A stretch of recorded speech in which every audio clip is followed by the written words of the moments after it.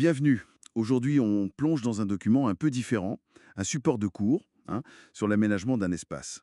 Oui, tout à fait. Le défi, utiliser des outils géométriques qu'on pense connaître pour un problème très concret. On va voir un peu comment ces bases mathématiques façonnent notre environnement. Hmm, Alors, le contexte.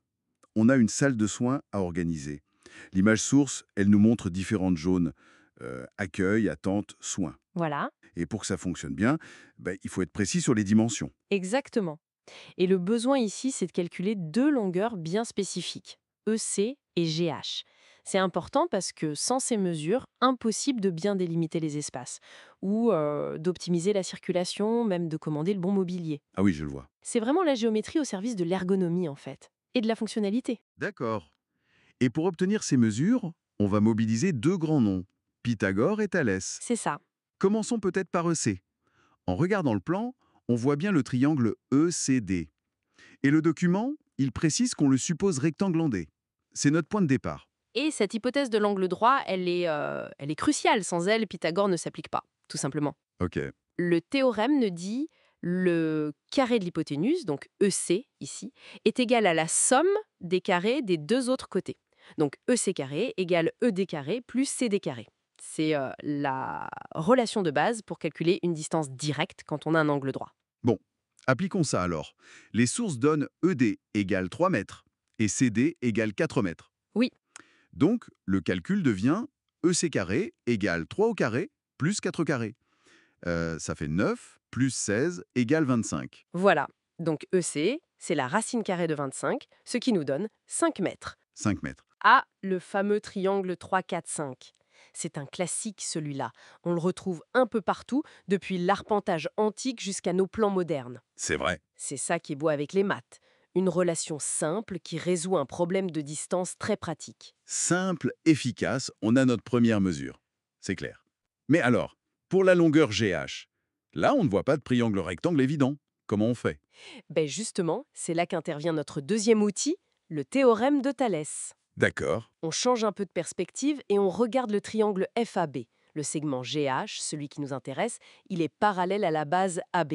Et on voit bien les points alignés, FHB d'un côté et FGA de l'autre. C'est une configuration parfaite pour Thalès. Et qu'est-ce que Thalès nous dit dans ce cas précis? Alors, il établit une relation de proportionnalité. Si une droite, ici GH, est parallèle à un côté, AB, dans un triangle FAB, et qu'elle coupe les deux autres côtés, alors les segments sont proportionnels. Proportionnel. Oui. La clé ici, c'est que le rapport FH sur FB est égal au rapport GH sur AB. Tout repose sur ce parallélisme entre GH et AB, hein. Mhm. Sans ça, Ça ne marche pas. non, la proportionnalité est brisée. C'est un outil super puissant pour tout ce qui est échelle, rapport de taille. Je vois. D'accord. Alors, le document source, il nous donne FH égale 3 mètres et AB égale 2 mètres. C'est ça. Et le calcul qui est présenté pour GH, c'est 3, 2, 4. Ce qui sous-entend d'ailleurs que la longueur FB doit être de 4 mètres pour que ça colle. Exactement. Pour que la proportion tienne, FB doit valoir 4. Donc, en faisant le calcul, GH égale 6,4. Ça fait 1,5 mètres. Voilà, 1 mètre 5 mètres. Et voilà comment on détermine cette largeur intermédiaire GH. Peut-être pour placer une rangée de sièges ou une petite cloison dans la zone d'attente, par exemple. C'est fascinant de voir comment ces deux théorèmes se complètent finalement. Oui, c'est ça. Pythagore nous donne une distance directe dans une configuration bien précise, orthogonale. Thalès, lui, gère les proportions, les échelles créées par des lignes parallèles.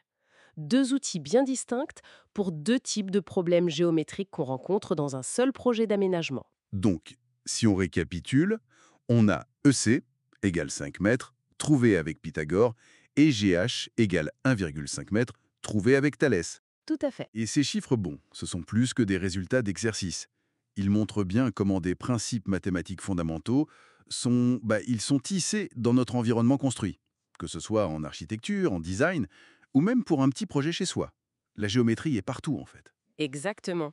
Et ça nous amène peut-être à une réflexion qui dépasse un peu les sources qu'on avait. Hmm. Maintenant qu'on a vu cette application très concrète, ou d'autres dans notre quotidien, est-ce qu'on pourrait repérer l'empreinte discrète de ces mêmes principes, ces histoires de triangles, de proportions, Peut-être dans des endroits complètement inattendus, comme, je sais pas moi, les structures dans la nature, certains motifs artistiques, ou même dans des interfaces technologiques. Ah, c'est une bonne question. La géométrie est souvent là où on ne l'attend pas forcément.